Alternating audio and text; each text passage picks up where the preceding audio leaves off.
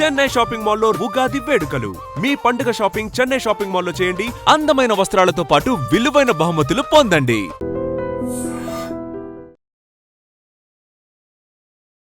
నమస్తే రమగారు. నమస్తే జయ.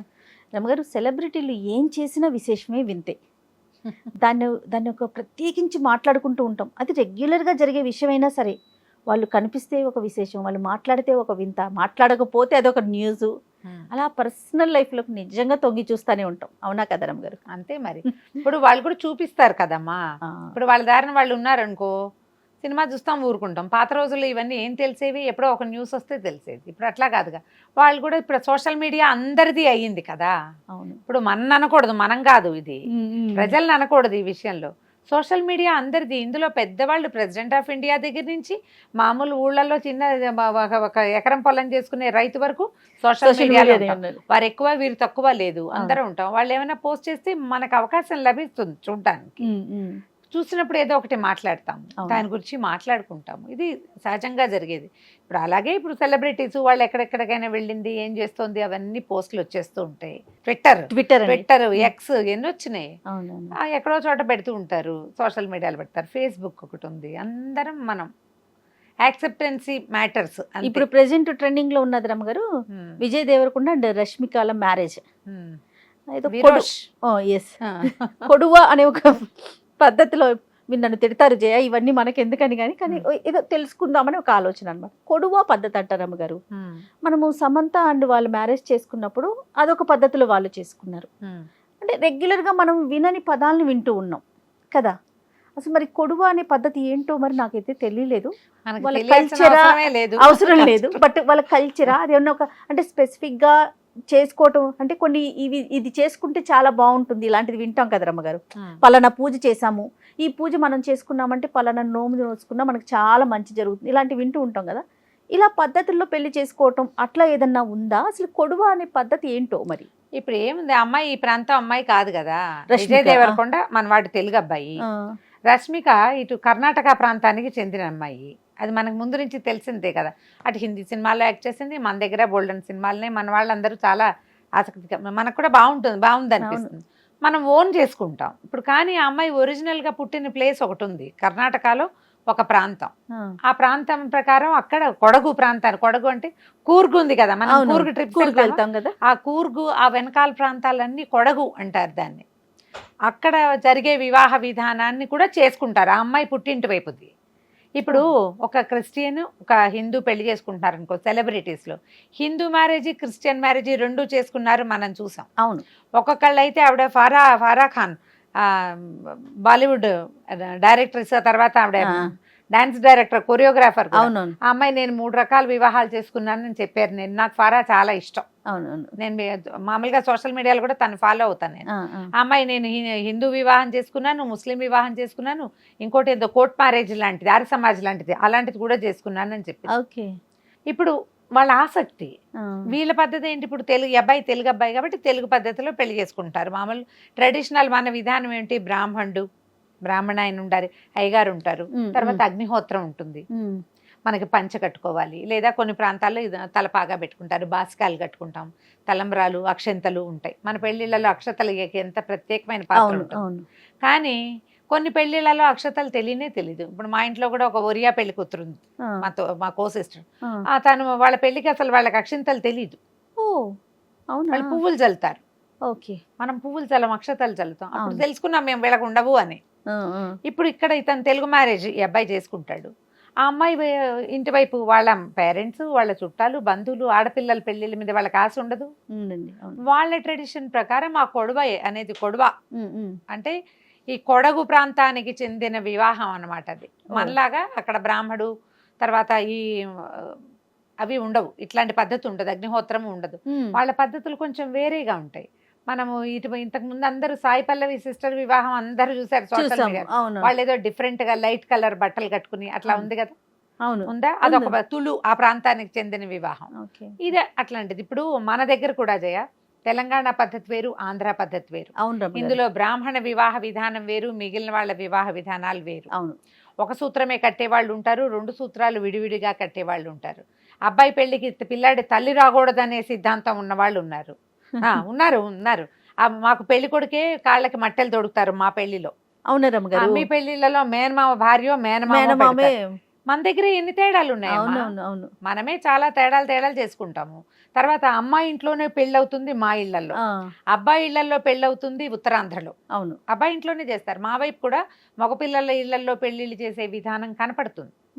అబ్బాయి ఇంట్లోనే అవుతుంది. అదే కమ్యూనిటీని బట్టి ఉండేవి ఆచారాలు. కమ్యూనిటీ ఒకటి, కమ్యూనిటీ కులాచారం, తర్వాత ప్రాంతాన్ని బట్టి దేశాచారము అంటారు దాన్ని. మన ప్రాంతాన్ని బట్టి మన వివాహ విధానం ఉంటుంది. అస్సలు వెజిటేరియన్, పూర్తిగా వెజిటేరియన్ ఉండే పెళ్ళిళ్ళు ఉంటాయి. నాన్ వెజ్ పెట్టకపోతే పెళ్ళే కాదనుకునే వాళ్ళు ఉన్నారు కదా. మనకి మంత్రము, బ్రాహ్మడు, పురోహితుడు, అగ్నిహోత్రం ఉంటాయి కాబట్టి నాన్ వెజ్ పనికిరాదు అని కొంతమంది భావం.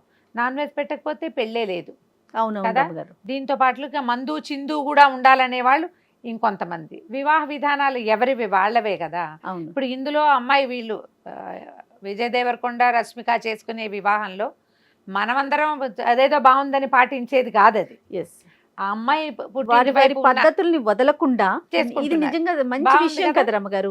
ఇప్పుడు తినే గాని సాయి పల్లవి సిస్టరే గాని, లేకపోతే క్రిస్టియన్ మెథడ్ లో చేసుకున్నా, హిందూ మెథడ్ లో చేసుకున్నా, వారి సాంప్రదాయాన్ని వదలకుండా తర్వాత ఫ్యామిలీస్ కూడా సంతోష పెట్టడం. ఆ వైపు కుటుంబాల వాళ్ళందరూ తెలుగు పెళ్లి అయిపోతుందంటే మన అలా చేస్తారా, ఇలా కాదా అనిపిస్తుంది.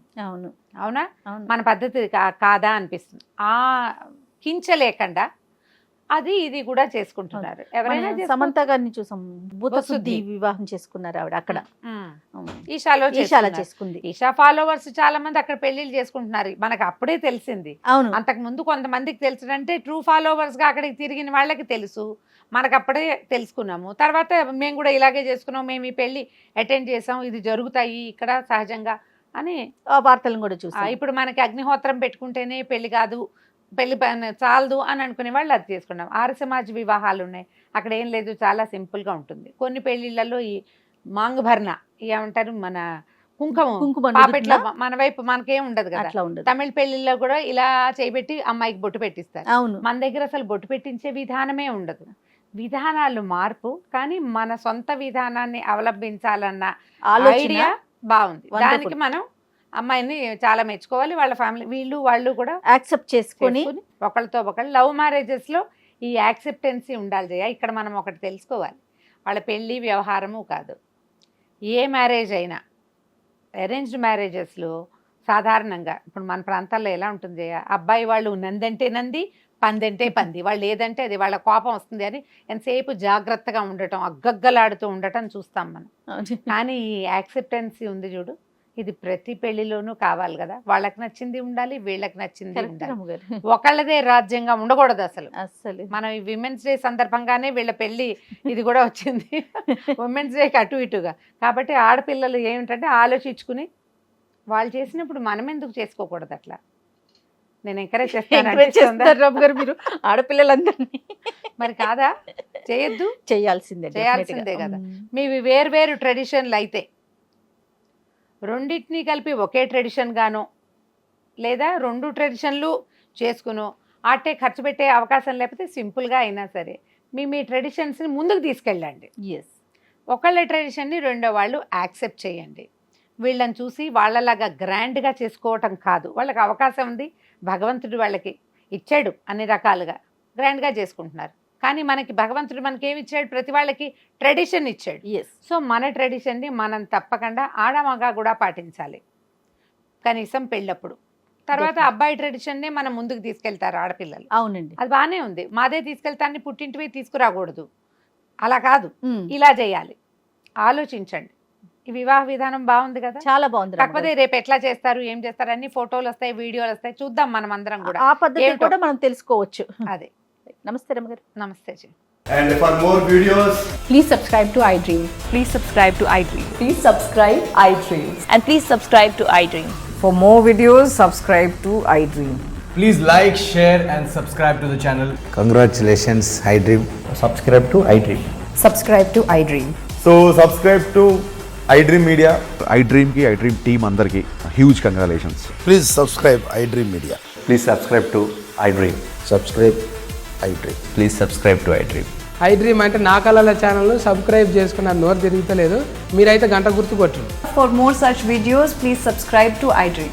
Subscribe to iDream. Please subscribe to iDream. Please subscribe iDream Media. Please do subscribe to iDream. Please subscribe to iDream Media. For best entertainment and information, please subscribe iDream. And don't forget to subscribe to iDream.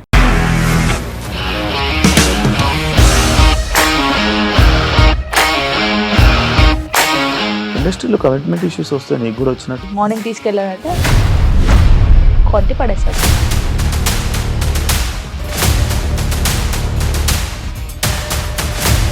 ఒక్కళ్ళు కూడా చూడలేదు ఈ cinema అని చెప్పడానికి కూడా చాలా ధైర్యం కావాలి. అది నిజం కదా, దాంట్లో ధైర్యం ఏంటి ఇది? నెక్స్ట్ డే ప్లేట్ మార్చేస్తే తప్పు కదా. As of now, we are comfortable this అని నేను అనుకుంటున్నాను. రష్మిక గారిది మీది ఒకే ఊరంట కదా. నీకు కోపం వచ్చిందంటే బాగా తిట్టేత్తరా? తిట్టేద్దామండి.